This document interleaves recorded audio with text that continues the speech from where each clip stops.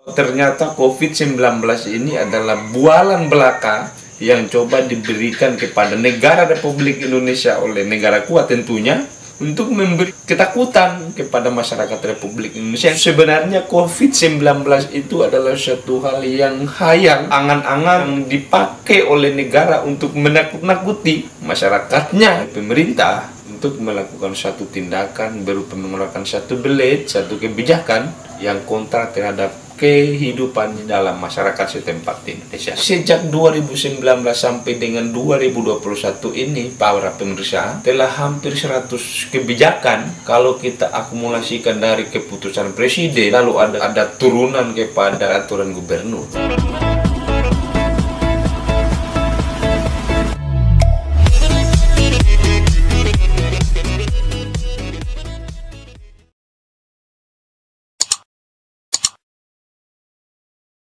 Bismillahirrahmanirrahim. Assalamualaikum warahmatullahi wabarakatuh. Selamat berjumpa bersama saya Henry Majid.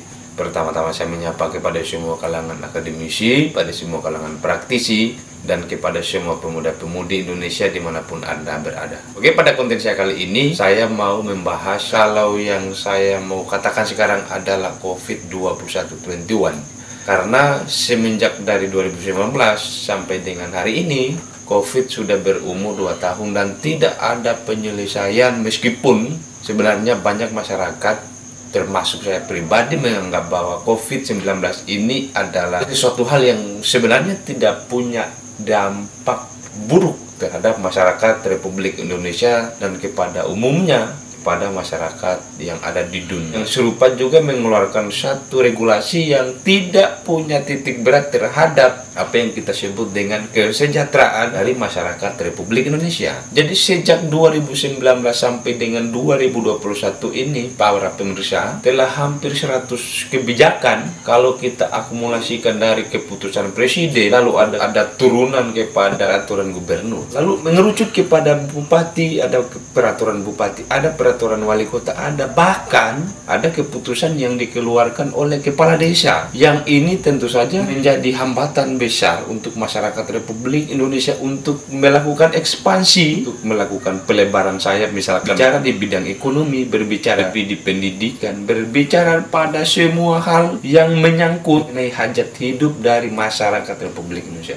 Pemerintah untuk melakukan satu tindakan berupa mengeluarkan satu belit, satu kebijakan yang kontra terhadap kehidupan dalam masyarakat setempat di Indonesia. Yang kedua, ada judul ini saya mau menyebutkan secara tegas kalau negara bak hantu yang menjelang di siang bolong, yang menakut-nakuti masyarakat Indonesia, yang menakut-nakuti masyarakatnya untuk takut kepada sesuatu hal yang absurd, yang abstrak. Sebenarnya kalau dipahami oleh masyarakat Republik Indonesia, seperti apa yang telah dikeluarkan melalui statistiknya, melalui juga juru bicaranya Pak Jokowi, Pak Presiden kita, bahkan hampir tiap hari memberi berita kepada masyarakat terkait dengan COVID-19 ini bahayanya bla bla bla, COVID-19 bisa mengakibatkan ini bla bla bla bla. Tetapi pada kenyataannya tak satu pun menimbulkan efek kepada kehidupan masyarakat Republik Indonesia. Sebenarnya COVID-19 itu adalah satu hal yang hayang, angan-angan dipakai oleh negara untuk menakut-nakuti masyarakatnya, terlebih kepada menjaga stabilitas global. Di konten-konten saya sebelumnya telah saya sampaikan kalau COVID-19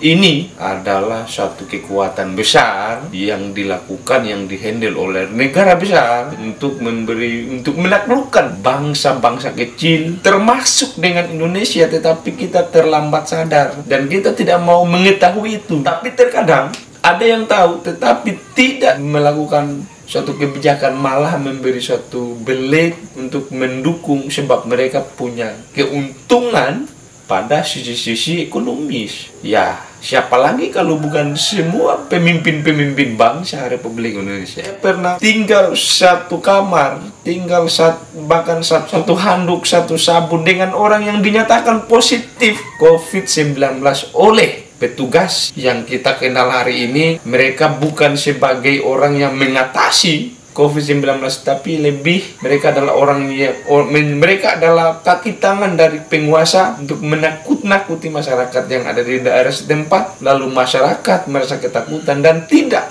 punya kesempatan untuk berpikir secara kritis. Maka pertama, poinnya bahwa mati pikiran masyarakat Indonesia karena kita diberi kebijakan yang tidak semestinya dikeluarkan oleh pemerintah kita Republik Indonesia. Bahwa pertama, saya pernah tinggal satu handuk, satu bantal, satu tempat tinggal dengan orang yang dinyatakan positif COVID-19. Saya mau pengen coba, saya mau pengen merasakan kalau benar apa yang disampaikan oleh pemerintah kita melalui kebijakannya bahwa tinggal bersama dengan orang yang positif COVID-19 itu artinya kita juga akan mengalami nasib yang sama. Tapi pada kenyataannya yang menjadi parah, saya malah tidak punya apa-apa. Saya tidak bahkan tidak punya dampak apa-apa terhadap saya pribadi.